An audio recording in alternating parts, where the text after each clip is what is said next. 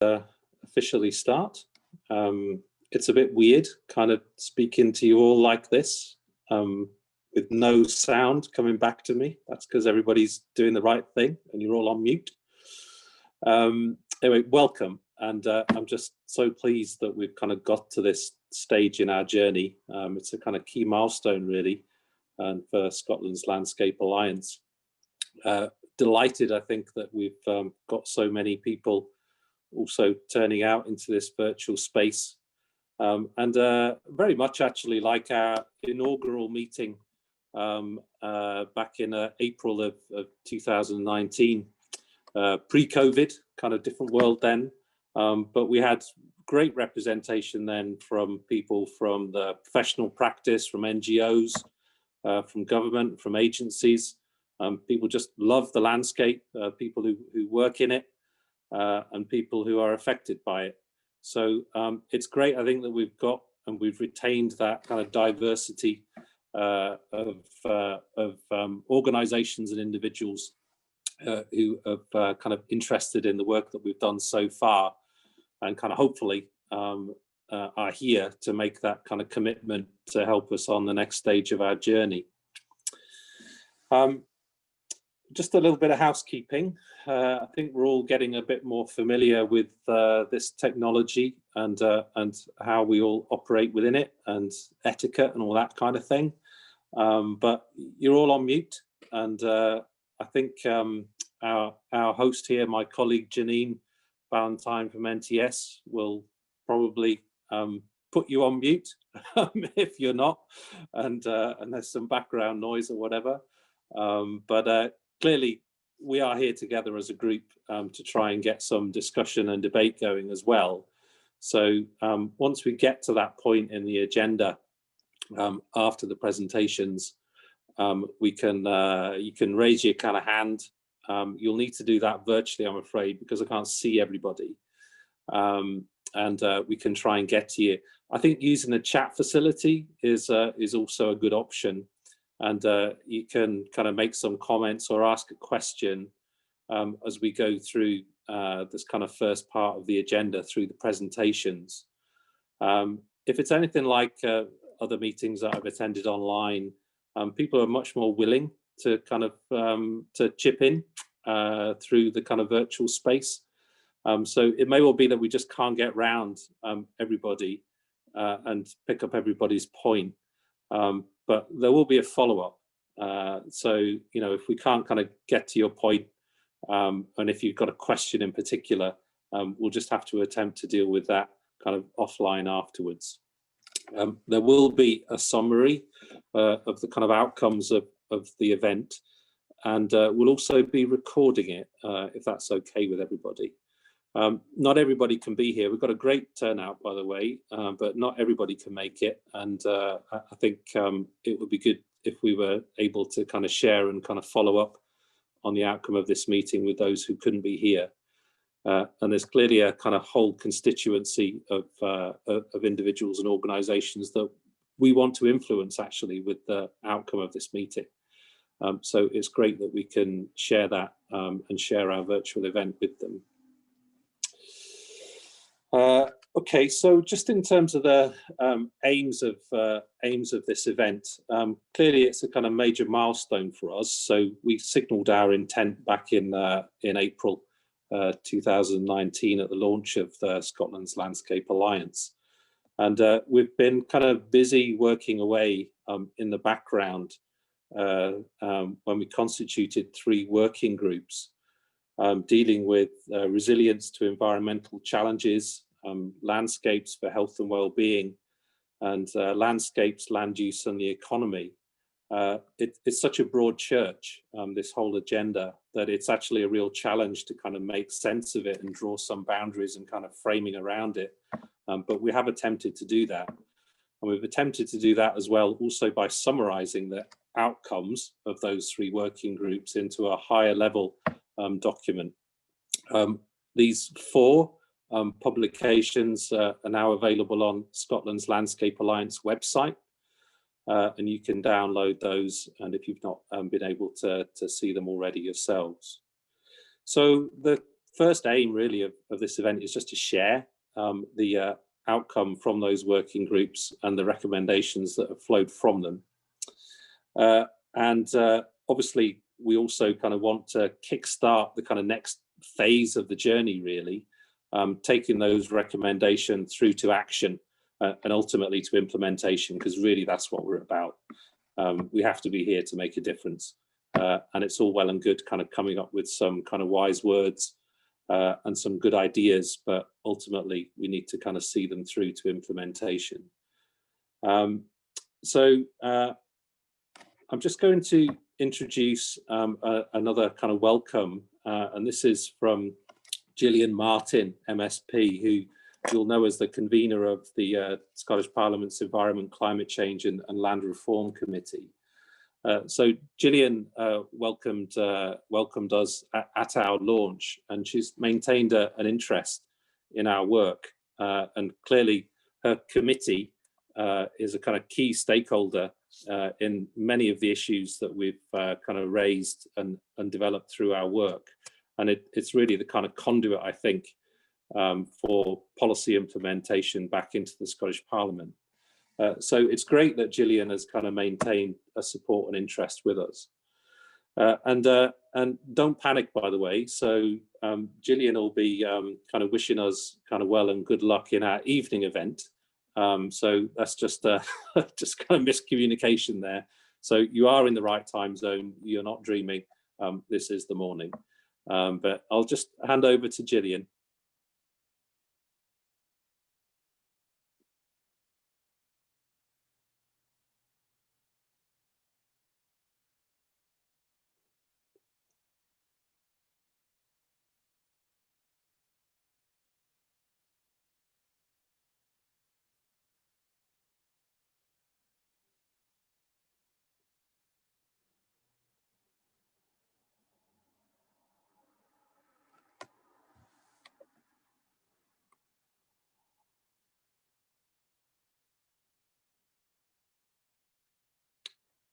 Okay, our first technical hitch.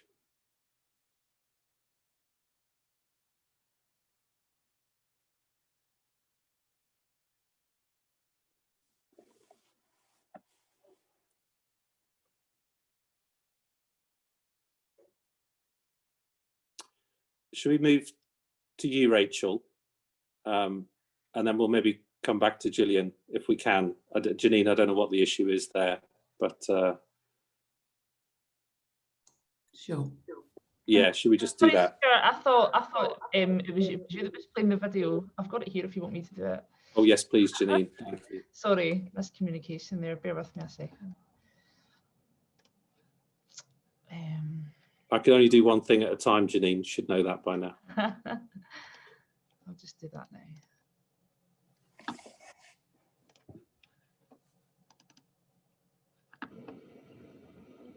Hello, I'm Gillian Martin. I'm MSP for Aberdeenshire East and the convener of the Environment, Climate Change and Land Reform Committee. And welcome to the virtual event for the Scottish Landscape Alliance. Normally, we'd be meeting in the Scottish Parliament, but of course we can't do that this year. I'm joining you from one of the beautiful landscapes in my constituency, somewhere that I've found a good place to go and recharge my batteries during the lockdown, somewhere that helps me look after my well-being, and that's the sort of thing that gets talked about in the report that you'll be discussing tonight. How we can value our landscapes better to take us to net zero, to recover from the pandemic, and to realise the natural capital that we have in this country for the good of the people of Scotland and the landscape and environment of Scotland. So won't be able to join you tonight, but I wish you all the best, and I hope that you have a great discussion, and hopefully this time next year we'll be able to meet in person again in the Scottish Parliament once the pandemic is over.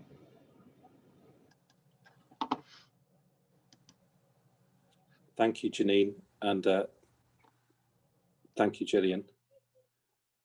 I'm just going to hand over now to Rachel Tennant, who's my co-chair on Scotland's Landscape Alliance, and Rachel's also the chair of the Landscape Institute Scotland. And Rachel's going to take us through the kind of high-level summary, really, of our recommendations, and just kind of reminders of the journey so far. Hello, everyone. Yes, as Stuart said, my name is Rachel Tennant. I'm co-chair of Scotland's Landscape Alliance and chair of the Landscape Institute Scotland. I'd like to add my welcome to all who've joined the launch of the SLA's high-level statement, Landscape and Place for Success, as well as our 3 key position statements. I'd also like to add my thanks to Gillian Martin, MSP, for her continued support of the Alliance. I'm delighted to see so many people representing organisations who all have a shared interest in the enhancement, stewardship and promotion of Scotland's landscapes and places. And of course, as Stuart has said, the aim of today is not only to present the work of the Alliance to date, but also to seek your support and key outcomes going forward. Oops. All right, just had a technical hitch. Just go back again.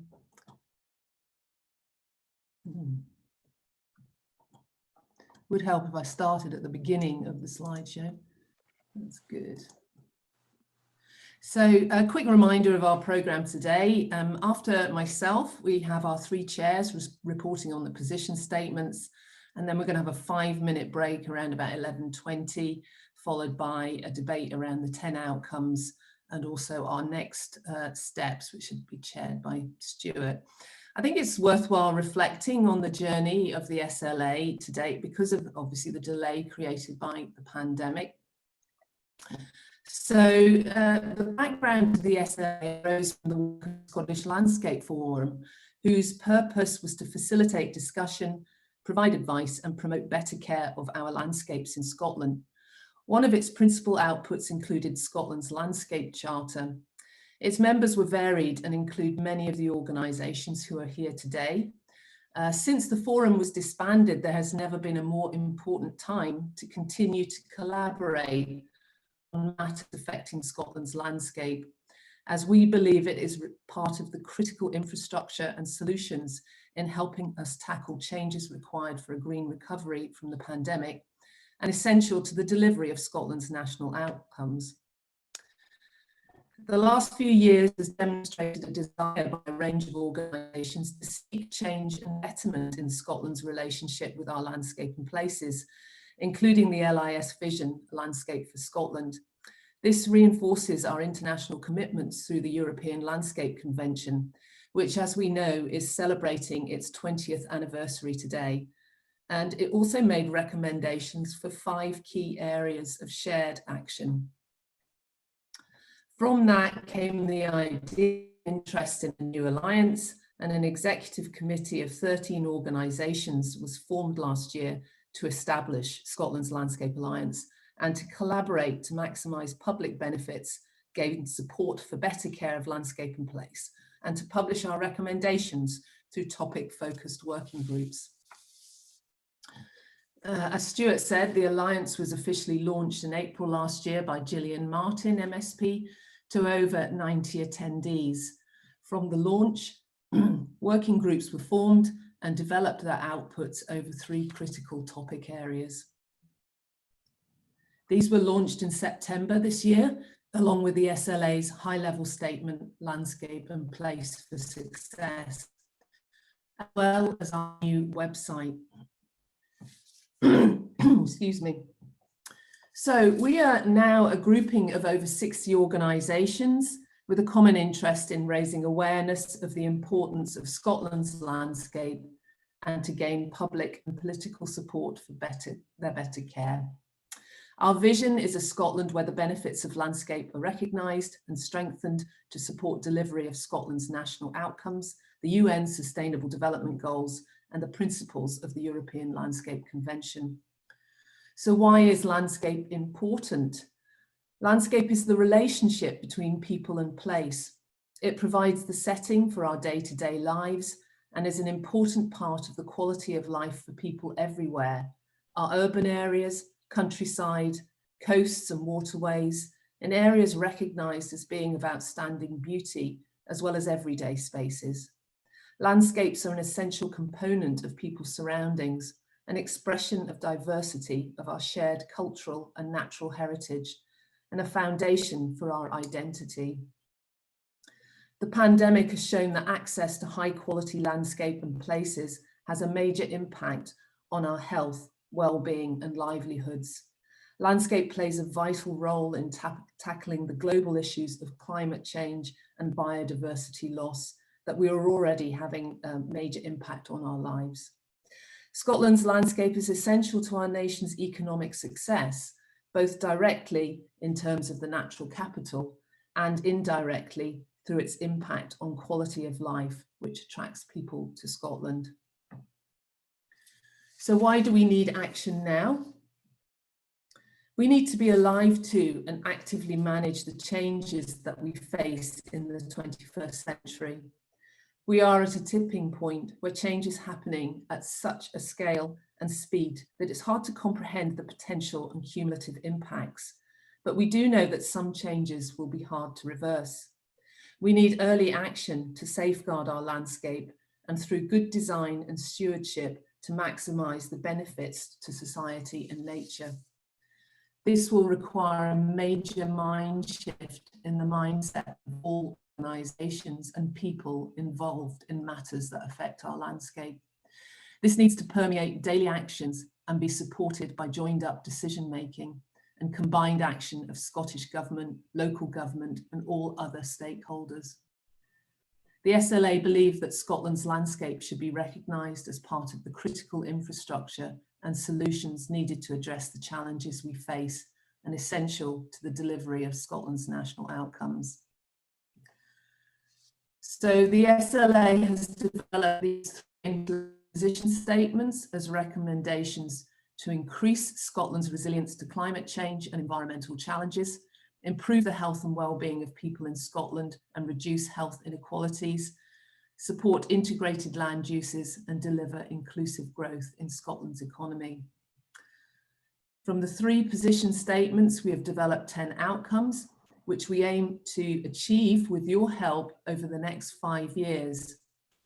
And we'll discuss priorities in terms of our first actions after the break.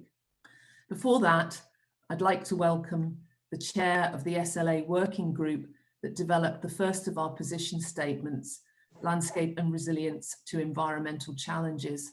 And that's Derek Irvin, Director of Strategy and Development, the Green Action Trust. Thank you. Thank you, Rachel. Welcome, everyone.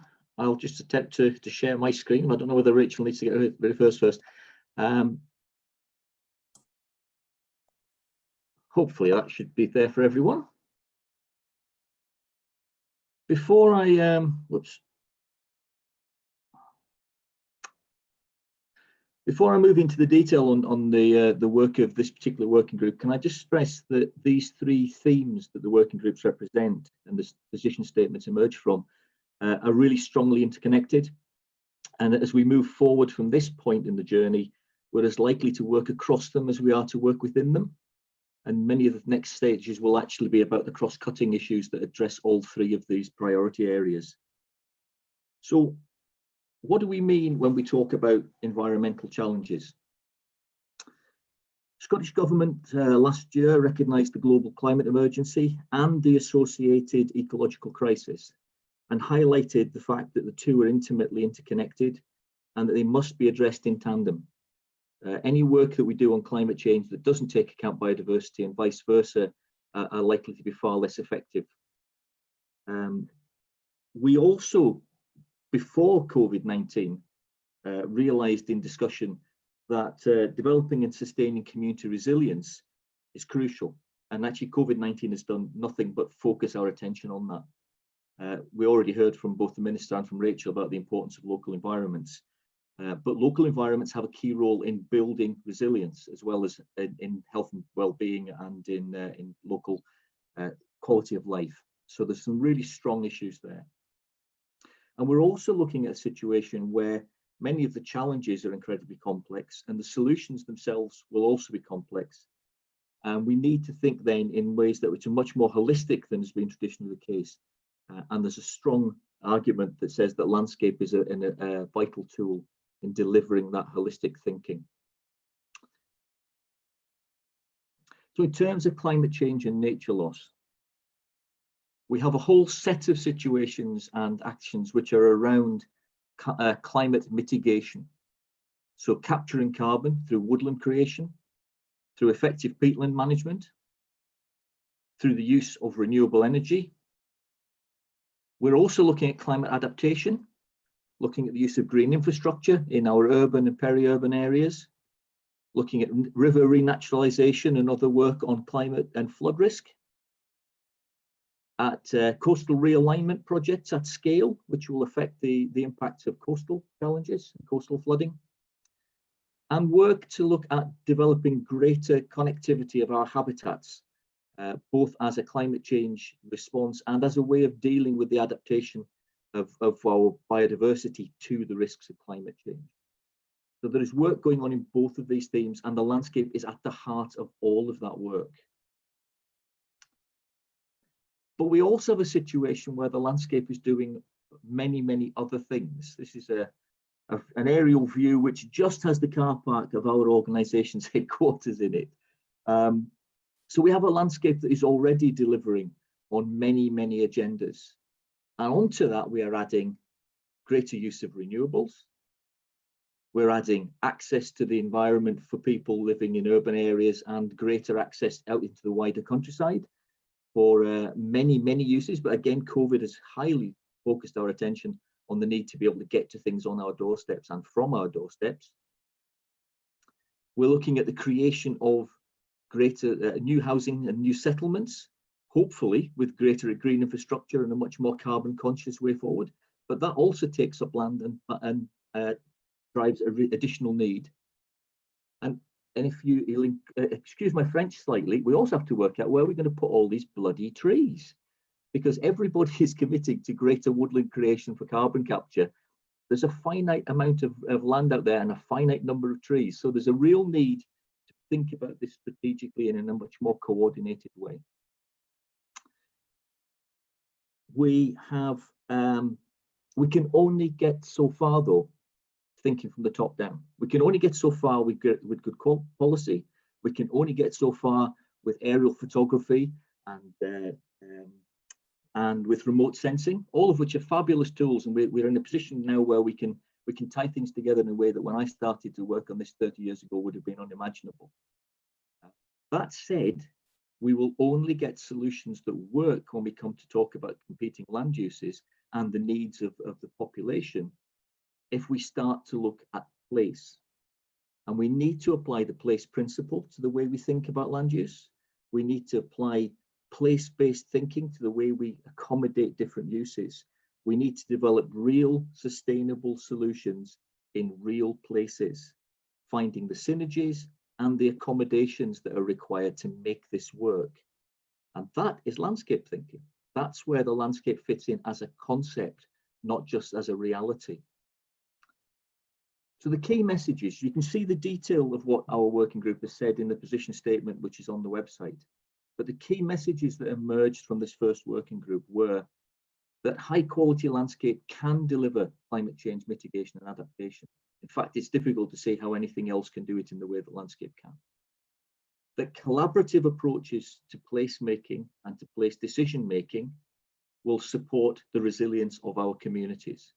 People who are engaged in the process are more resilient than people who are isolated from it. That action is possible at scales from the mini forests that government announced in their programme for government through to whole river catchments and beyond. And that place-based, landscape-informed approaches to planning and management offer the best solutions to reducing land use conflict and finding more sustainable solutions. And I'm going to let that move at that point. So my next job, I believe, is to introduce Matt Lowther, who's chair of the second working group, the working group on landscape for health and well-being. Thank you. Thanks, Derek. I'll just share my screen.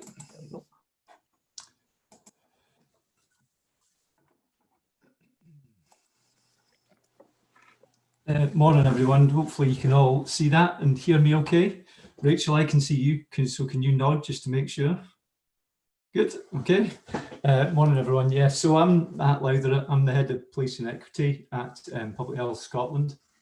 And I have had the pleasure of chairing the Health and Wellbeing Working Group, and I just want to take this opportunity just to thank that working group. It was a great group to be part of. And so I was asked to say a bit about the work that we were doing around landscape for health and well-being. So I suppose what I first wanted to do was just to set out some of the key public health challenges that we're facing in Scotland. The first one really, I think, is around life expectancy. So as you can see from the slide, life expectancy in Scotland has basically been improving for the last 100, 150 or so years, until actually very recently. So you'll see in the last 4 or 5 years, we've started to see life expectancy plateau. And you can also see that there's a difference between females and males.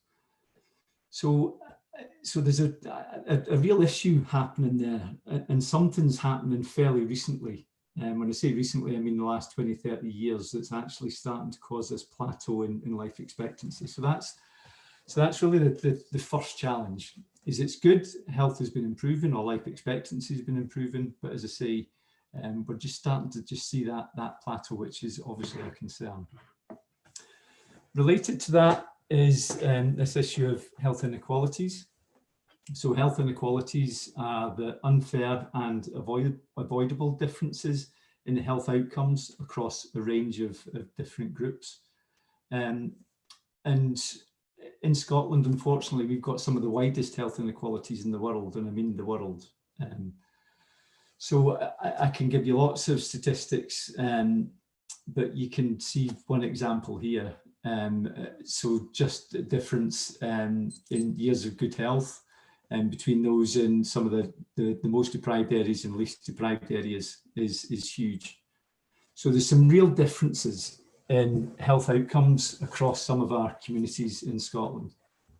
And that's something that my organisation, Public Health Scotland, and Scottish Government are particularly obviously concerned about, and really want to focus our efforts on narrowing those inequalities. So we want to keep life expectancy going up and health improving for all, but we want to narrow the gap between the best off and worst off.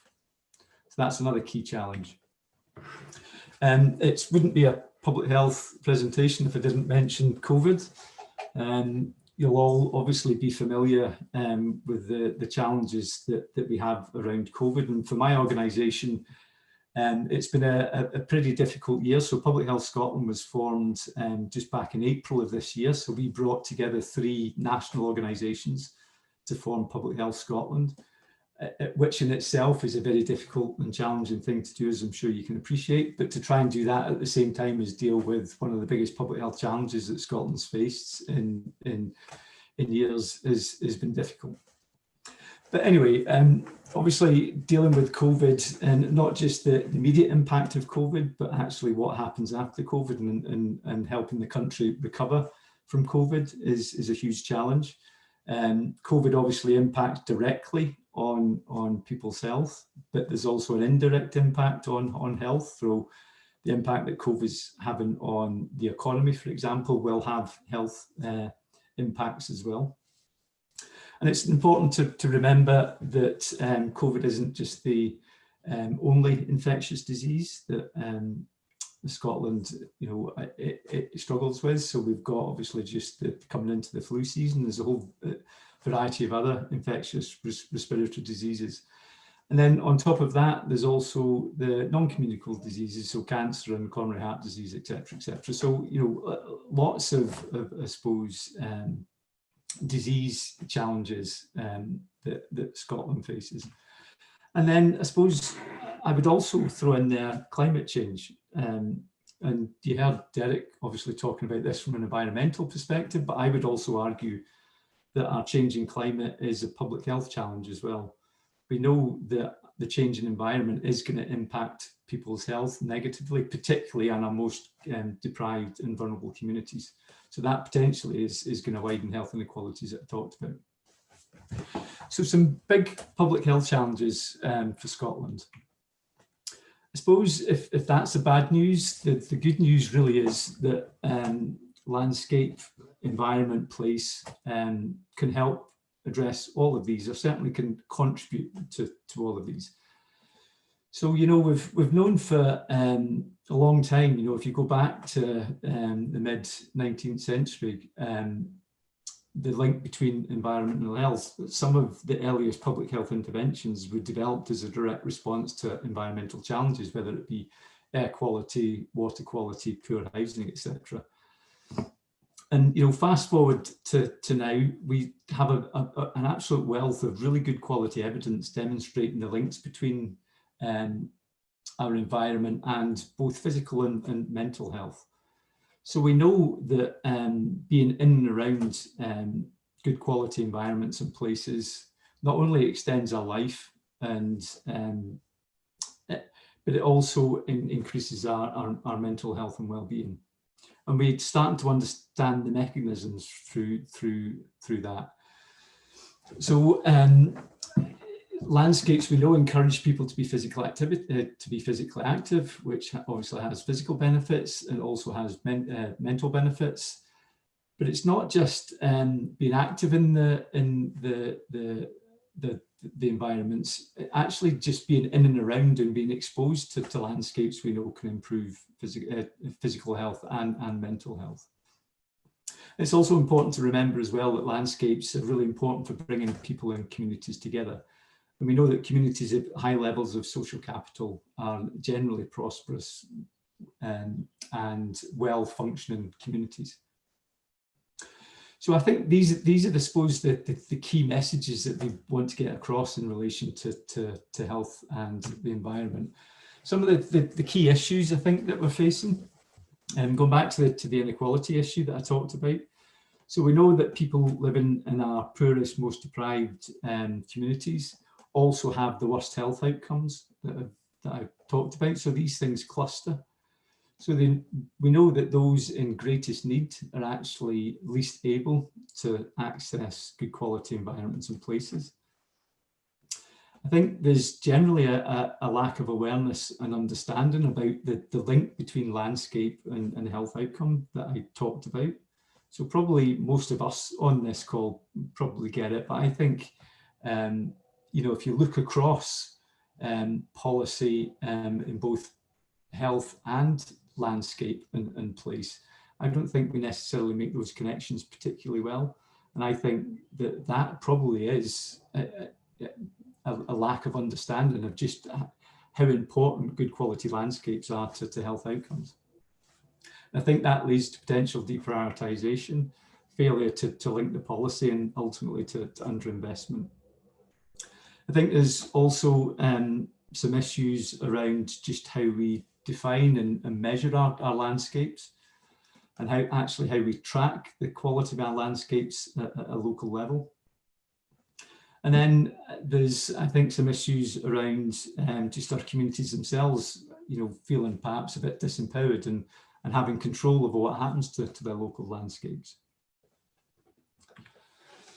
So I guess just to finally, just flowing from that, some key actions, and as Derek alluded to earlier, I don't think these are necessarily just specific to health. I think they probably cut across all of the three areas. But I think, and certainly our group thinks, that there needs to be a focus on our most deprived communities if we really want to narrow the outcomes and the health outcomes that I described. We need to develop appropriate quality standards in terms of how we describe our landscapes, and we need to be able to properly track them at a national and local level. We need to properly embed the design, management and use of all landscapes into the statutory responsibilities, particularly of our public sector bodies. We need to fund our landscapes, or find a way of properly funding our landscapes. We need to ensure that our communities are properly engaged and feel empowered and are able to influence the decisions around their local communities, around their local landscapes. we need to ensure that health outcomes are properly embedded in relevant landscape and environment policy and vice versa, making sure that proper environmental and landscape outcomes are reflected in health policy. And finally, I think underpinning all of that, and this is one of the particular roles I think that the Alliance can help with, is delivering a proper evidence-based communication strategy, really targeted at the people who really need to know and understand this stuff. That's what we really need to do, I think. And that, for me, underpins everything that we're trying to do. So that's me. I think my final task is to hand over to David Miller, who's a knowledge exchange coordinator at the James Hutton Institute, who's going to talk about the land use and economy workstream. So David.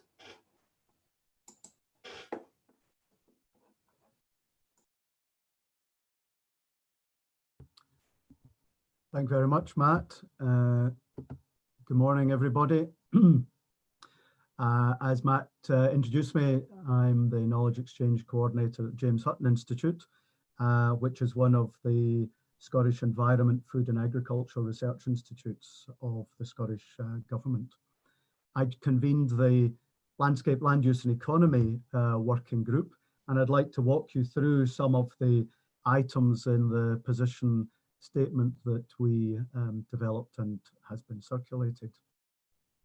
I'll not read through all of these different elements, but I wanted to highlight some which complement what Derek and Matt have already said, and some of the pressures on our environment that have already been alluded to.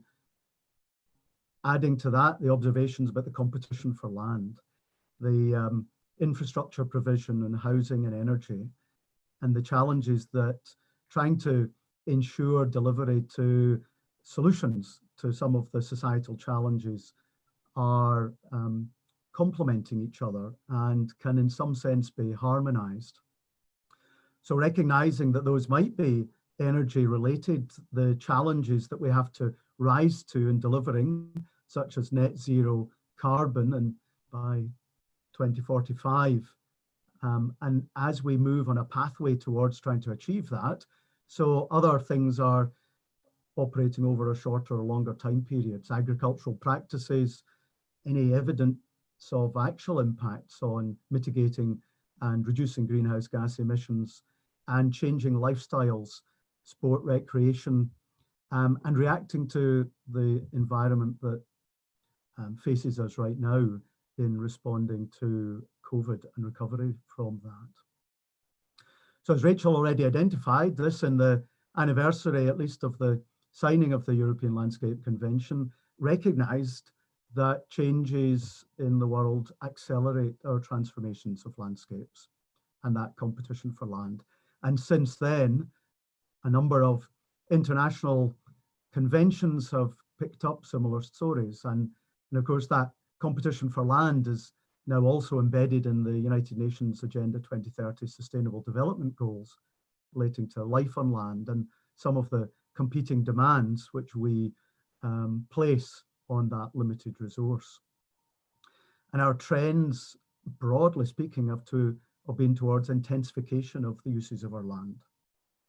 But the expectations going forward are going to be ones which are going to require a great deal more buy-in and agreement across potentially competing sectors.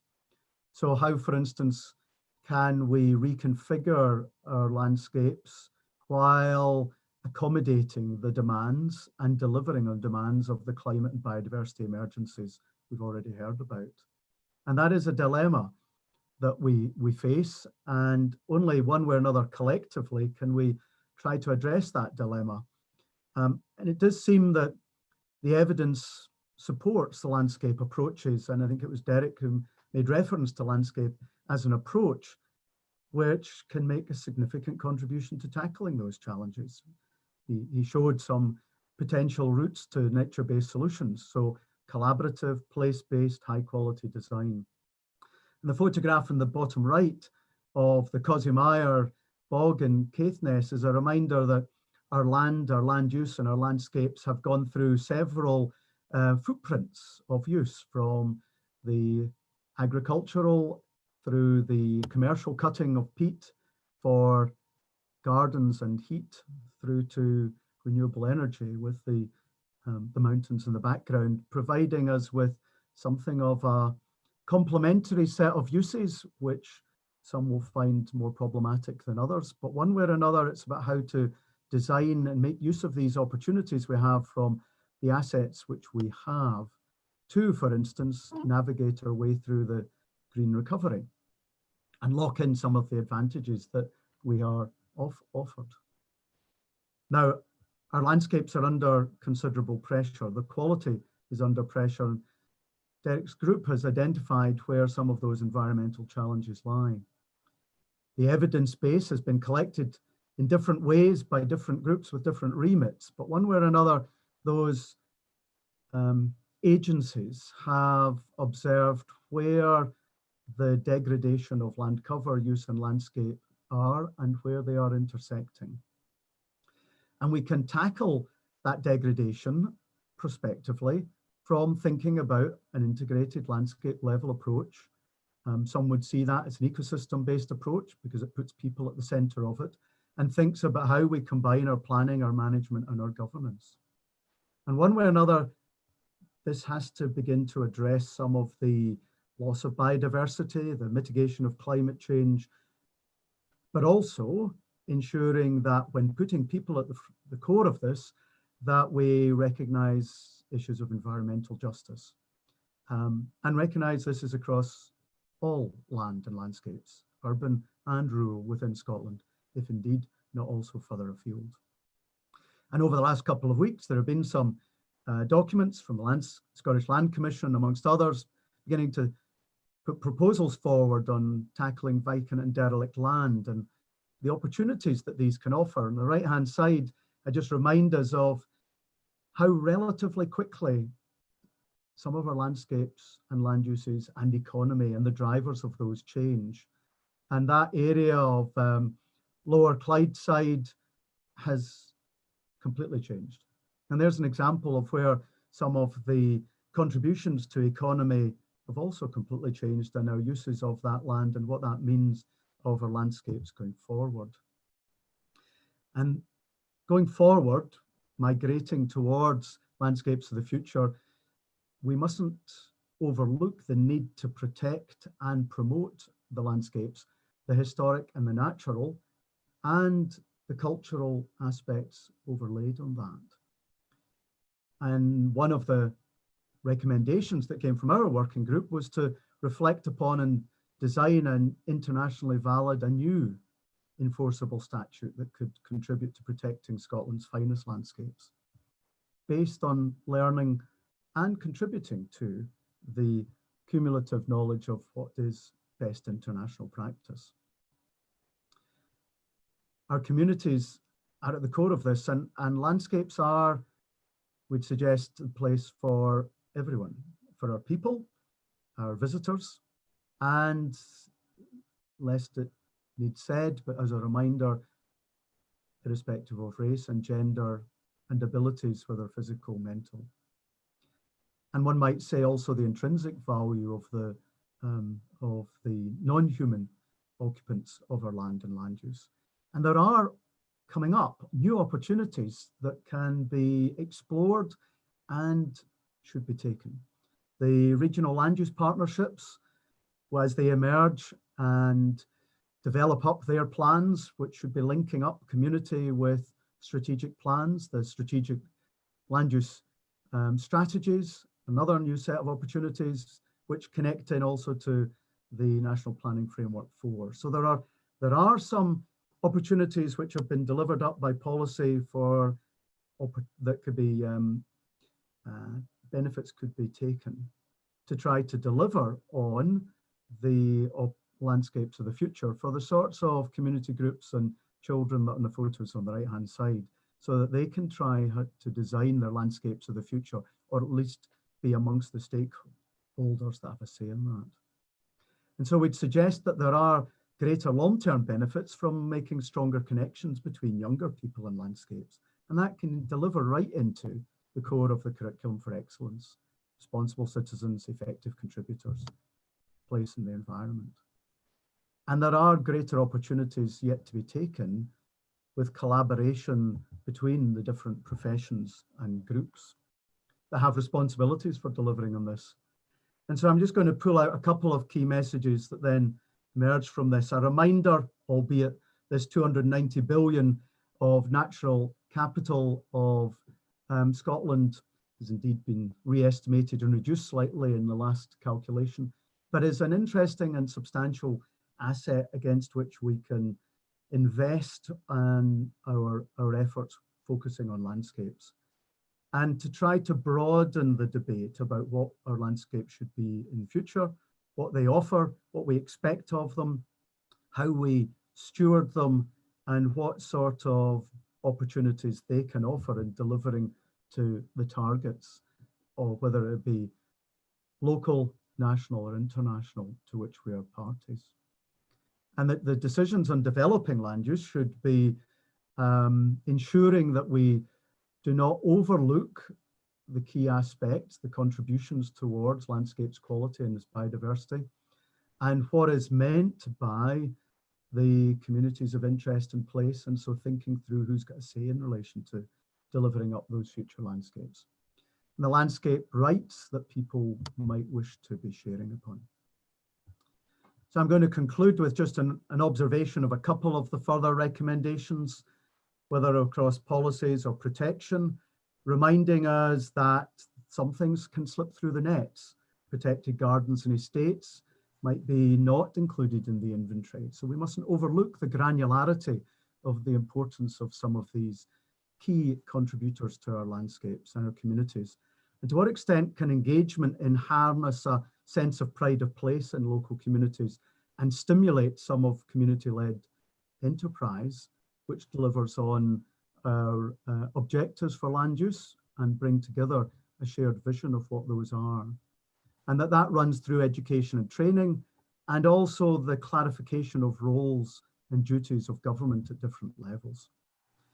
And what I want to conclude on is a reminder to myself, to yourselves, to us all, of how our landscapes change from 1890 in Muir of Dinnet in West Aberdeenshire through 100 years to afforestation, but for different purposes. Our plan, our aim, our objectives, our uses of the value of the Muir of Dinnet and that area have changed through that 100 and more years, from agriculture through to forestry, conservation of natural habitat, aesthetics and landscapes as well.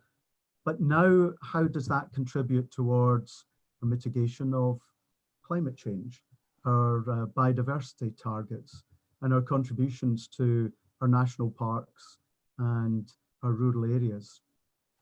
But not exclusively our rural areas, because such landscapes are for all and used in one way or another by all.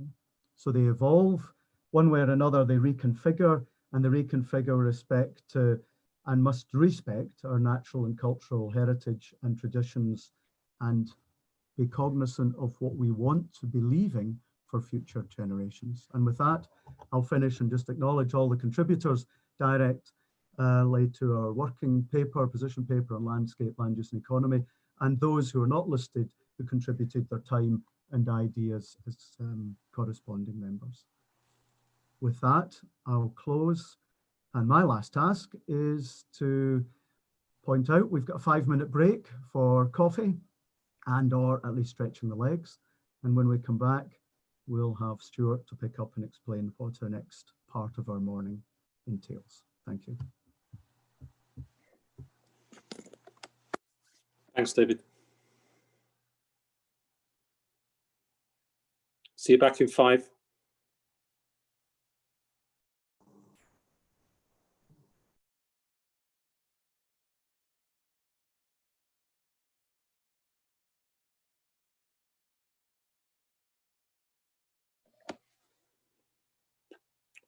Still see some empty seats. Somebody's got a nice kitchen.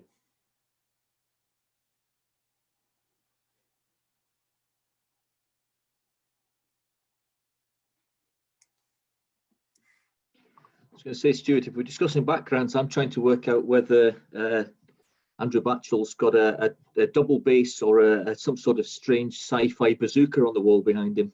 Okay, well, maybe Andrew would like to tell us.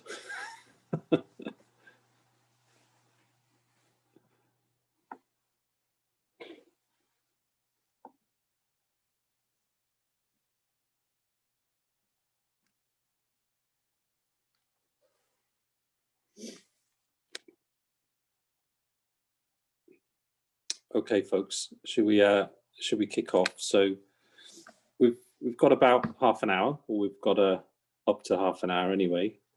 I just firstly actually just wanted to thank our presenters there and the working group chairs and Rachel, who just did such a fantastic job.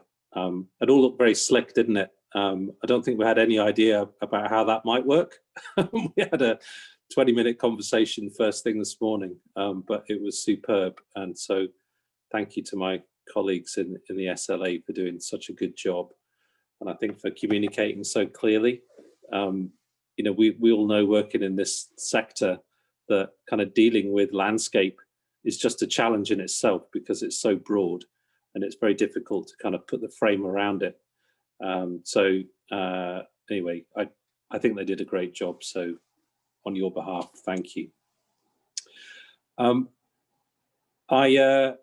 we sent out the invitation, actually, we sent a link to a little survey monkey, which connected you into the 10 high-level statement recommendations. And we asked you to suggest what you thought the priorities for action could be through those 10 recommendations. And so this isn't particularly scientific, so it's not necessarily something that we kind of need to hold everybody to, but I just thought you'd like to know. So the results of that came through. There was pretty much kind of support for all of the recommendations. Nobody was kind of screaming that we've kind of missed anything significant.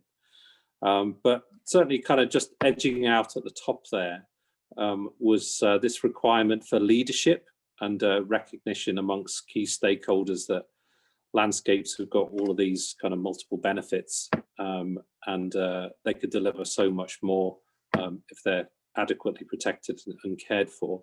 So that's obviously a kind of an ongoing action. It's almost a principle really, which kind of sits at the heart of what the SLA is about. But that's something that you kind of all kind of want to see kind of up there as our kind of as a significant priority for us. Likewise, recommendation number 6, which was around those policies that are being developed impacting on landscapes, are shaped to positively contribute to environmental health and economic challenges. So again, I think that kind of plays to the kind of integrated nature of the work of the SLA and what we've done in terms of kind of setting out some of the challenges and potential solutions. So again, I think this is a kind of an ongoing thread really, which we kind of need to run through all of our, certainly all of our advocacy and stakeholder engagement. And then the third one, I'm only going to go down to 3, and this just kind of pipped in at number 3, was to see a much better integration of the regulation and policy for landscape and biodiversity. So recognizing that there is kind of significant mutual dependencies and co-benefits of addressing those kind of 2 kind of very kind of big sectoral issues in a much more integrated way. So that one kind of feels like that's a task.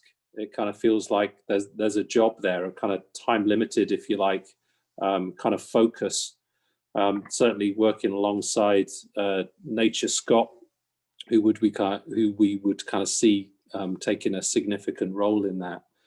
And I know Nature Scott have kind of got their own kind of work streams running around the future of protected areas and kind of what happens kind of post-Brexit and things like site condition monitoring. So there's a lot of debate around kind of this issue at the moment. So I think it's good to kind of see that coming through the SLA and certainly putting much more attention on integration of kind of landscape and biodiversity within protected areas, rather than seeing them as kind of very kind of separate kind of entities and approaches. So anyway, that's the kind of outcome from the little survey monkey that we did. And we could maybe do more of these things as we kind of go forward to engage the community and the public. Actually, that's an opportunity too. Right, so we've had a few questions in, and I'm just kind of looking at the chat facility here. There's some great comments too, which I think you know, I think more for us to kind of take away and reflect on. I'll just kind of pick up on one or two questions, I think, in the first instance, and it would be great actually to kind of hear a few voices too. So if you do kind of have a question or you would like to speak to one of your comments, just kind of raise your virtual hand there, and I'll come back to you in a few minutes. But a couple of the questions I kind of thought that some of our contributors might like to respond to. So there was a really nice comment in here, or question around outreach. So obviously the SLA is very much kind of directed itself and targeted decision makers at kind of Scottish Government and kind of policy development level. But I think the question was more about whether there was opportunity for outreach in particular to kind of local authorities at that decision-making level. So it's not something that I'm aware that we've kind of discussed that within certainly the executive within the SLA, but I don't know whether any of the other members of any of the working groups kind of wanted to pick up on that, or if anybody's kind of aware that there is an existing program in place for outreach of this nature.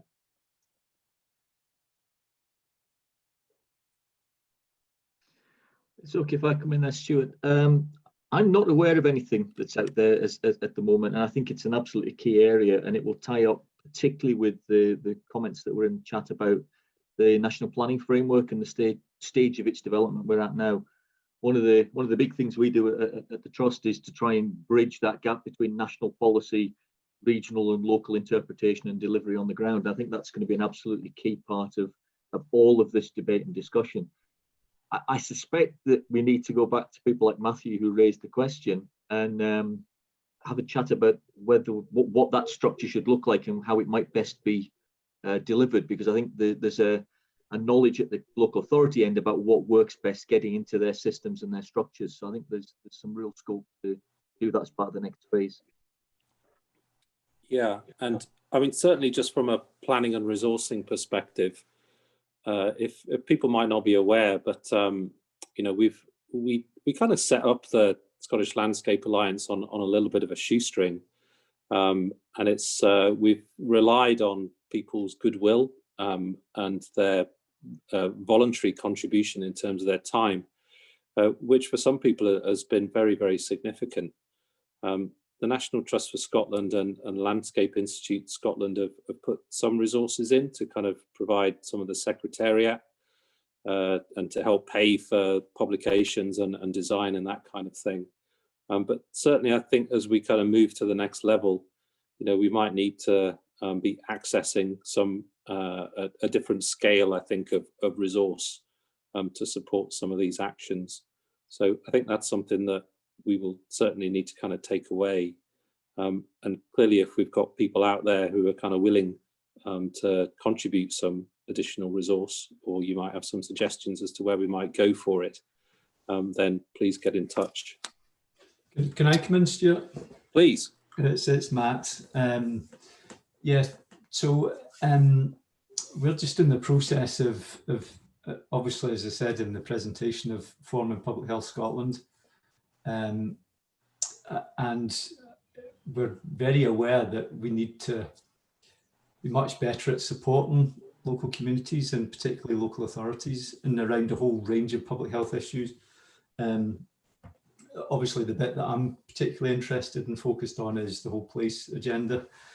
So we are actively thinking at the moment about how we actually work better to support local authorities around the whole place agenda. So we're thinking about how we start to develop programs of work around, for example, a place principle, or around the 20-minute neighbourhoods, or around open space strategies, or around local development plans coming from NPF, etc.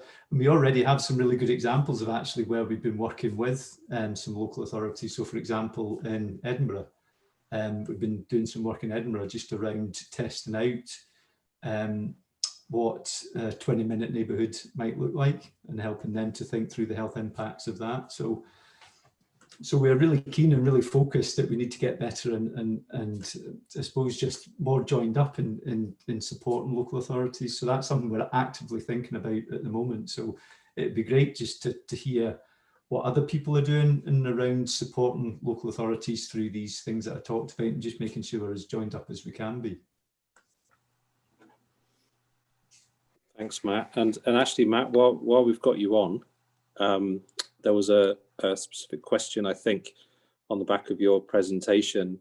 It's whether there are any examples out there of countries that have managed to kind of integrate this kind of positive kind of landscape and health policy agenda. Yeah, off the top of my head, there's loads. So, you know, Australia was the birthplace, I think, of the 20-minute neighbourhood. You know, a lot of the Scandinavian countries and Germany and Holland, you know, their first instinct is about how we can use places to improve health. But I suppose, just going back to the presentation, Stuart, I suppose I think we are in a really good place now in Scotland in relation to this. And I don't want to, I hope it didn't give the impression that we're, you know, it's something we do badly in Scotland. I think over the last 2 or 3 years, we have got much better at aligning our public health policy with our place policy. So if you look at NPF4, for example, that we talked about, health is now one of the 6 outcomes in NPF4. You look at the National Transport Strategy, for example, you know, health and inequalities is one of their key outcomes within that. And if you look at public health policy, as you know, we've just had 6 national public health outcomes, and the first national public health outcome is around better placing communities. So, you know, and there's loads of other examples of being much better integrated. So I think we're doing well in Scotland. And I suppose just finally, I would say that Public Health Scotland have been asked by the World Health Organization to become a national, or the national collaborating centre around place and health. So that's something we're actively exploring with WHO at the moment. So that's hopefully going to open up a huge array of opportunities around funding for research, and just doing exactly as the questioner sort of alluded to, how can we pull on examples from across the international spectrum to apply in Scotland, but equally how can we apply the lessons that we're learning in Scotland to other countries. So I think it's a really exciting time to be working on and around the whole place agenda. Okay, thanks very much, Matt. I don't know whether anybody wants to kind of pick up on this theme. If not, I'll move on to something else. Okay. Stuart, could I make a comment there? I recognise your voice, Roger, so chip in. I can't remember who it was. Somebody made the importance of the main land users, like farming and obviously forestry as well. And whilst it's true that there is a lot of joined up, there's still quite a lot of fragmentation around. You know, following the Planning Act of last year and the regional spatial strategies, I don't feel that we've got the connectivity with the land use sector, the real people who drive it. And I think, you know, what we're suggesting in these reports, which really are first class, having read them all through, well done to all the working groups. I've been much a sleeping partner, I admit. I think we've got a real opportunity to try and drive a much more integrated agenda across the land use. And I'm not ignoring all of the health and all the other sides, but I am pleased how that is moving on. And I think having a go at the political parties to make sure that they've got this sort of thinking in their manifestos in the run up to next year's election is really quite critical, and maybe meeting some of the advisors behind the scenes who are the key people drafting these would be very helpful. Thanks very much. Thanks, Roger. And obviously one of the purposes of undertaking this exercise and getting these ideas out in the public domain from such a broad kind of coalition and church of organizations is to have that influence. So, you know, these aren't for us solely, you know, they're for the much kind of broader and wider community. So I think, you know, I want to kind of see them as a resource for everybody to reference and pick up on. And I know our own kind of direct work at the National Trust for Scotland in our own manifesto, you know, we'll make reference to these documents and the recommendations. So, you know, I think the timing of publication is kind of very helpful in that regard. Just to, I guess, check back, Roger, on something that you were talking about, and there's a couple of comments in the chat there about the land use strategy. And my colleague, actually, Dermot, are you still on the line? Yes, I'm here. Yeah, so Dermot, I didn't know whether you just kind of wanted to comment, just to pick up on what you've written there, just about maybe the opportunity through the land use strategy. But there appears to be a bit of a kind of disconnect, I suppose, and a kind of sequencing issue, and whether there's any opportunity for us to kind of reflect and influence that, and particularly the land use strategy in particular. You just want to add to what you said, Dermot? Yeah, I mean, it's more observation that there's multiple tracks happening. I mean, there was a meeting last week, I think, with the Scottish Government on land use strategy, and it does sound like they're going to take a thematic approach to it based around landscape. I mean, there's some critique of it. It's a bit generic-y, you know, mountain landscape, coastal landscape, but at least it's a language, I think, that we would speak and that the public would recognise. So that's a track that's happening. That'll get published spring next year, I think, for discussion. NPF 4 promisingly has been delayed, so we've got a whole year next year to work on it, help influence it. I suppose the challenge is the regional spatial strategies are being developed at the moment by local authorities, mostly based around what they're doing already. So that's not quite aligned. I mean, I think the biggest disconnect is probably agriculture and forestry, which is related to Brexit, CAP reform. And the Scottish Government wants to kind of keep a kind of steady as it goes approach to it, perhaps the next couple of years, but that could be a very disruptive change depending on whether there's a deal, no deal, but also whether there's any budget to go into it from domestic budgets. And I don't think that's perhaps been factored into discussions, just that kind of risk of radical change in rural landscapes. But all I can say is that perhaps this group is a kind of gearbox to hold together those different circles, because it's different people by and large in each different pot, and they aren't necessarily speaking to each other. So we could map out the track of the things that are happening and think perhaps how we as a group could help coordinate some of that. Thank you, Dermot. That's kind of really good insight. Yeah, and I think, you know, by dint of our very kind of broad coalition of membership, you'll have kind of picked up, I think, in terms of the style of these documents and the recommendation, that it's not necessarily kind of hard-edged lobbying for a particular outcome or solution, other than to see more benefit coming from better protected and better stewarded landscapes.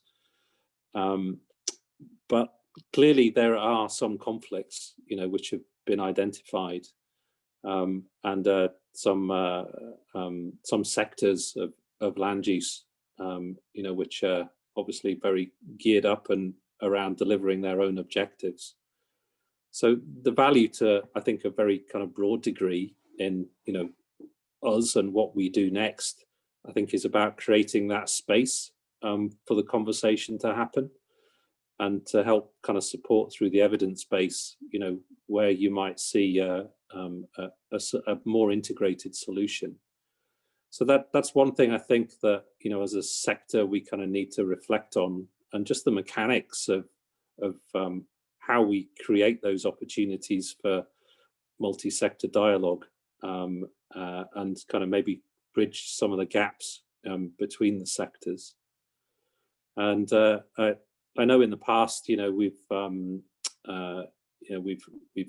got together, I suppose, in a kind of conference type setting, and that's maybe an option for us to be thinking about for next year. But it's such a kind of challenge to try and address all of these issues in one go. So I think by splitting it up in the way that we've done, I think it might kind of be more fruitful to try and target, specific areas of these conflicts, and try and seek the kind of benefits which might flow from better integration. So I think that's just something that we're going to have to think about, and I think we'd also very much welcome, I think, from either this meeting or from people representing organisations to come forward. And if you're kind of prepared to kind of take a leading role in facilitating one of those topic-specific debates, then I think the SLA will be really, really pleased to hear from you. Stuart, could I come back in there? Please. I mean, one of the issues is getting away from the top down, as you rightly say, and we have some mechanisms already in place, and I'm not thinking of the local authority-led regional spatial strategies, but if you like, other approaches. The Galloway and Southern Ayrshire Biosphere, and I think Ed's still there, is he, and John Thompson, who are still on it.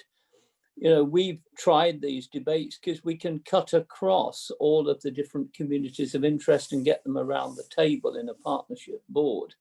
And I think trying to encourage those sorts of partnerships to operate locally, to come up with the sort of solutions that are coming out of our reports is a real way forward. And I could think of Tweed Forum as another way of doing it, Wester Ross Biosphere. The two national park authorities ought to be got on side to see what they can do, because they've got their tentacles into all of these communities of interest. And rather than waiting for some magic wand to come out of Victoria Key, which I have my doubts about, we could be stimulating something more at a local level through our partners. Yeah, I think that's a very good point. I mean, we genuinely, I think, kind of went into this as a process without a kind of strong idea of a kind of prescriptive solution, really. So I think this is a moment that we're just listening in terms of the with our SLA hats on, and I don't kind of expect somebody just to put their hand up now and say, hey, here's the solution and here's the resources to help implement it. So some of these things I think we're going to have to kind of take away and have a conversation. But it does kind of feel to me, that there are so many organizations out there with different interests who are all saying the same thing, in that there must be better integration, and that kind of has to happen at a kind of bottom up and I think a kind of top down leadership role. And I think just understanding where the SLA can help facilitate that or grease the wheels, that's what we kind of need to pin down, and then find some resources to enable us to do it. Okay. Stuart, yeah, I was just going to say Rachel? there. Yeah, it is. I think if we are demonstrating as 60 plus organisations who all have different focuses but generally have a similar aim when it comes to landscape and place, if we can demonstrate that we can work across and together, then this is a very positive thing and a very positive message to other key stakeholders, including local authorities and the Scottish Government, to start to demonstrate that we can't put all these areas into silos, that as our chairs have demonstrated, all those position statements are very interconnected, and you cannot just isolate them. So I think that's another kind of positive that we need to draw from this, that we are actually starting to break those barriers down. Sure, it's Danny McHenry here. Could I follow on from what Rachel said there? Please, yeah. Yeah, I mean, it's quite interesting. I think, I mean, this kind of concern around, I suppose, constituencies of place, constituencies of ownership and stewardship and of interest is one I think is quite well addressed by the place principle coming out of Scottish Government. But I think we still need to build up a kind of body of evidence, and this is a good place to share it, of where that has been delivered by a landscape-led approach. We've done some work recently up in Strathard in association with the community there and Loch Lomond and Trossachs Park there. And it's very, very interesting there. There are some very strong concerns about, you know, the large landowners there do what they do, and despite what people might aspire to. But actually that kind of aligned approach where all the players work together with a place approach or a landscape approach is very, very strong. And actually what's strong about the landscape approach as well as the place element to it, we haven't really talked so much today about the time element of it. It tends to take a longer term, you know, 30-year or whatever approach. And I think that kind of approach is one that we're needing to look at, both in terms of, you know, for addressing climate issues, place issues, local economic development, sustainability, resilience issues, and low carbon issues. So I think having the conversation here are good, but really we need to build up this body of evidence around examples of what the place principle and what good landscape-led and landscape scale working is, so that we can share it. So that, you know, whilst it's interesting looking at what other countries can do, so we start to build up a shared set of experiences on what is happening in parts of Scotland. Yeah, I think that's a good suggestion, Danny, and I think it picks up on what Matt said earlier on in this presentation about taking this kind of evidence-based kind of communications plan out. We obviously kind of need to kind of move beyond the kind of theory and rhetoric to kind of point towards things which really inspire people, and where we can demonstrate that there's been significant benefit from a change in approach, you know, to kind of much more integrated proposition. So I think that's a really good idea, Danny. Okay, we've just got a couple of minutes left, so is anybody desperate to chip in? May I come in, Stuart? Is that you, David? Yeah. Oh, you're on mute. I can't hear you. No, I've taken off the mute. Oh. Sorry, I can't see. I can't see who that is. Stuart, Bill Cairns. Oh, Bill. Okay, yes, please, Bill. Go ahead. Yeah. No, I'm concerned that there is an underplay on the whole position of agriculture and forestry in the policies. And I wanted to be corrected on that. Am I right that there's an underplay, or have you got really effective participation of the agricultural and forestry sectors in this whole policy framework? I think that's a fair comment, Bill. Certainly, I think from the kind of pure agriculture side, those involved in the kind of practical application of it, I think we're probably pretty light in terms of membership within the SLA. Forestry to some extent, I don't think we've got many people here today, but certainly, you know, we have had input, particularly from government sector forestry. But I take it your point is that because these sectors are so influential just in terms of their spatial impact, most of Scotland is kind of taken up with these land uses. And as Derek alluded to, certainly forestry is kind of resurging in terms of the change that it's likely to have within our landscape. I think that's a kind of fair comment. So that's just a challenge back to us, is it, Bill, to ensure that we reach out and ensure that we've got more input from these sectors? Stuart, sorry, it's Rachel here. We do actually have representatives from forestry here. I can see one, Gwen Wilkie. I think it's Forestry and Land, so, and Nicholas Shepherd as well. I don't know if you want to say anything, Gwen. Just briefly, I was going to pick up on Mark's point about design, national design.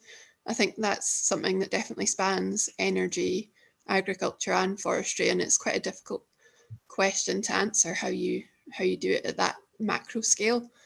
But I think it's an important question to answer and one that's a bit unresolved at the moment. Partnership working, really important. But yes, I'm from forestry and I'm here and I'm engaged. Thank you, Gwen. That's good to know. So on the agriculture side, we probably need to reach out a bit more. All right, I'm going to have to draw us to a close. I think I've just got a couple of things to say. Firstly, really, that thank you to everybody that's contributed. And you know, we are really, really grateful to everybody that's committed so much time and energy through the working groups and on the executive committee as well, and Rachel in particular, who does such a fabulous job actually in just kind of directing, keeping us in check and supporting us, and she's got amazing energy and kind of great vision and insight. So I think we're all indebted to Rachel for her contribution and ongoing support. Thanks to all of our speakers. I thought you did a great job actually. And I think we said right at the beginning that we kind of will share back the outputs. We'll put that, load them up onto the SLA website. We're a little bit challenged there, but hopefully we can do that. And also a note of this meeting. And there's some really brilliant comments in the chat there. So we'll drag those out. And I think what we need to do is to try and communicate this out. So let everybody know that this has happened, some of the great ideas that have kind of come through and some of the comments. And we'll certainly reach back out again to Gillian Martin, because I think that committee, that parliamentary committee, obviously is kind of very significant in terms of kind of raising or shining a spotlight, I suppose, on what we're really all about in terms of this integrated approach. So it would be good if we can kind of maintain Gillian's input and interest, which we'll certainly do. I think that's probably it. I hope everybody kind of felt that they got the opportunity to either make a comment or ask a question. I think we'll need to kind of come back out to people with a specific request that if you kind of want to get more involved, if you've got the opportunity, and if there's something that has really kind of sparked your interest, or you feel that your organization can make a contribution to any of those recommendations that are within the reports, then I think we're very, very, very keen to hear from you.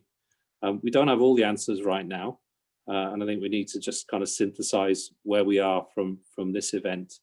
But one thing's for sure, you know, we have made a complete commitment to kind of taking forward those recommendations into action. And I think they're going to have kind of very, very different timeframes and possibly quite different approaches in terms of how we take them forward, whether they're kind of ongoing principles or whether they're time-limited working groups. But one thing's for sure, we will continue to need, I think, the kind of broad representation from the SLA and your input to it. So please don't rely on other people just to kind of take it on. Please kind of make a real concerted effort to make a contribution yourself. Okay, I think that's it. All right, everybody. Thanks for joining us, and you'll hear back from us soon. Thank you very much. Thank you. Thank you. Take care. Yeah. Thank you. Delphi.